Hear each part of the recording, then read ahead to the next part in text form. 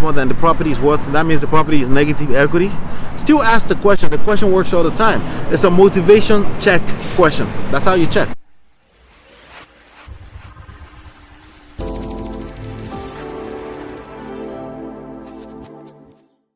What's going on? What's going on? This is Ola coming to you live from my myEmpirePRO studies.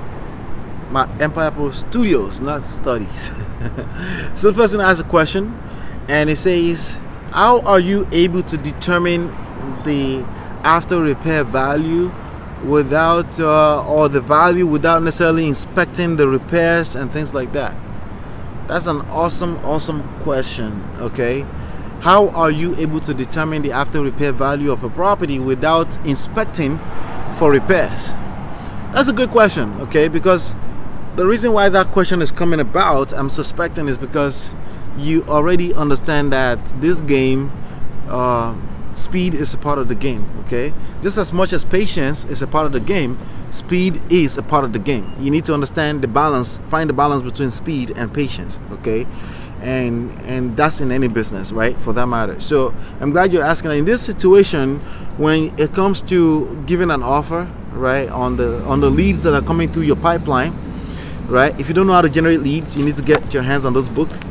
Smart Real Estate Wholesaling is free at smartrealestatewholesaling.com, right? So the leads that are coming through your pipeline, you need to be able to answer them and give them an offer very quickly. Okay, you need to be able to say yes to buying the property as very quickly as possible, right?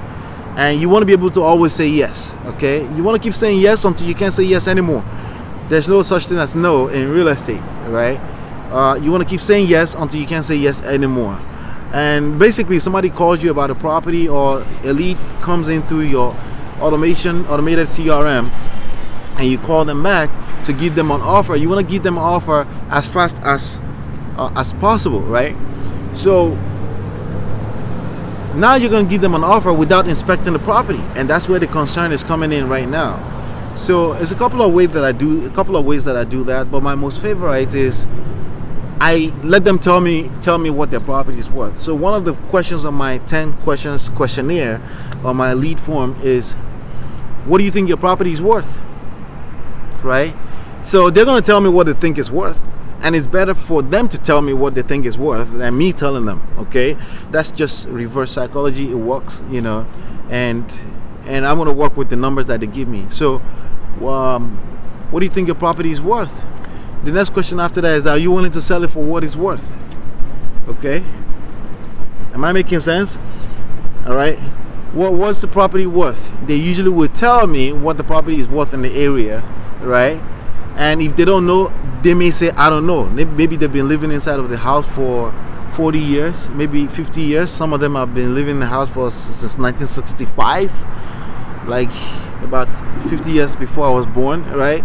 And you know, they don't necessarily know what the market is saying. You say, okay, I understand. That's very easy. You find Zillow, Redfin, right, Trulia.com, average that together. Yes, some people say it's not accurate. It doesn't matter. None of this stuff is accurate. They're all professional opinions. Even a realtor giving you what the property is worth, a real estate agent who has been working in that area for 50 years, their number is still a professional opinion. Everyone has one, okay? So the key thing there is that you want to basically just grab a quick number if they can't tell you what the thing is worth, right? Even if they tell you what the thing is worth, you want to match it off of whatever that average is, right? Just look at cross average and just average in your mind. If one says 124, the other one says 135, the other one says 116, that's 120 in my mind, okay? That's what I think the property is worth, okay? So if I do 120, 65% of that, that's basically about $70,000-$80,000, something like that, right? So I would say, well, are you willing to sell the property for what it's worth? And then I will start building a little bit more rapport in between that conversation. Okay, so why are you selling? So tell me the story. One of my favorite questions is, so tell me the story, right? Tell me the story. What do you mean story? Tell me the story. What's going on with the property? And then they'll start talking, because people like to talk.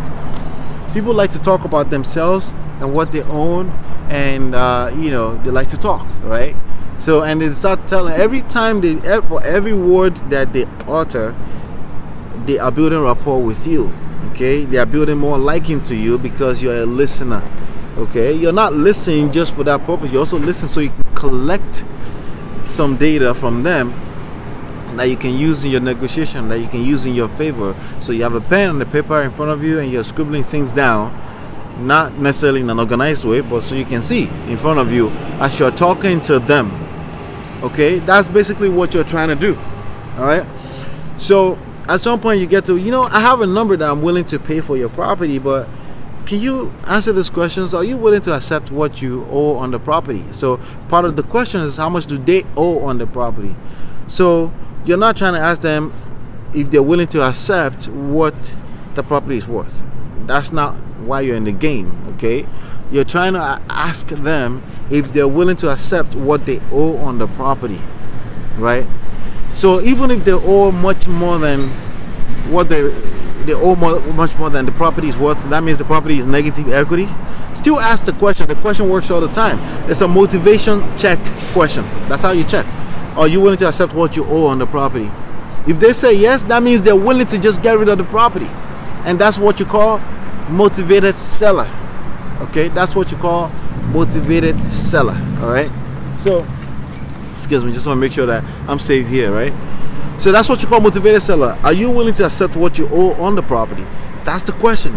If they say yes, then they're motivated. Then you can move forward with the question, and then you can say, you know what, I have an offer for your property, and I can close in 7 days, 7 to 10 days. If everything walks through fine, we're going to check with some title. Depending on the title, it's subject to how much time are you willing to sell the property for what it's worth. It's like, yeah, yes. That's a motivated seller. That's what you're looking for. Okay, so now the question is that I have not inspected this property for repairs. Why would I be willing to make an offer on it? I can make any type of offer subject to anything I want. That's the key thing. Okay, so basically my offer is going to be subject to wherever the repair cost is. Okay, and the way I like to say this is this. Excuse me. Yeah, the way I like to say it is this. I make it subject to the repair cost not being more than $5,000. So here's how I do it. Okay, I go, the property is worth $100,000, right? I'm willing to pay $65,000 on it. I'm going to assume in this moment in time that the property doesn't need more than $5,000 in repair.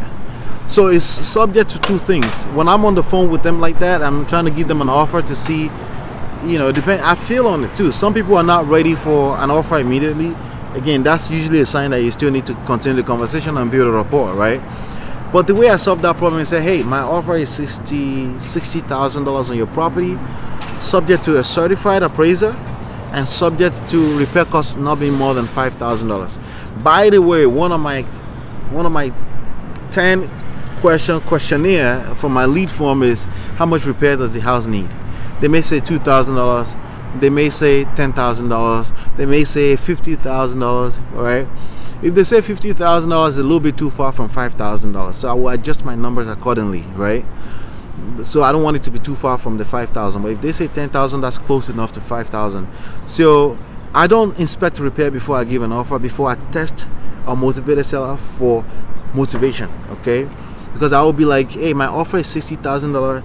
That's going to be subject to a certified appraiser, and that's going to be subject to repair estimate cost not more than $5,000.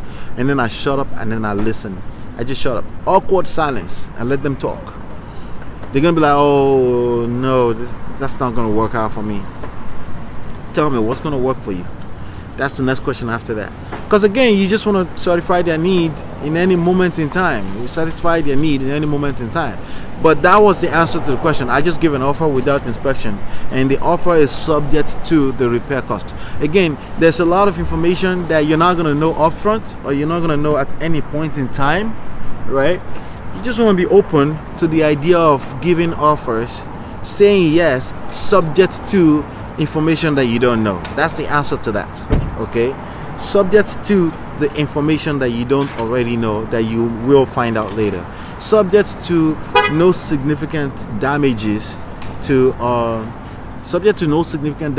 the foundation of the property. Subject to anything you want, as long as it's expressly written on a contract or even expressly said on the phone, right? That's what it comes down to. So yes, you can put an offer out on a property without necessarily inspecting the property. It's absolutely possible. And you know, if the property comes back and it's not worth what you think, maybe you got their Zillow, Redfin, the owner, they're all completely wrong about the value of the property. Remember, it was subject to certified appraiser.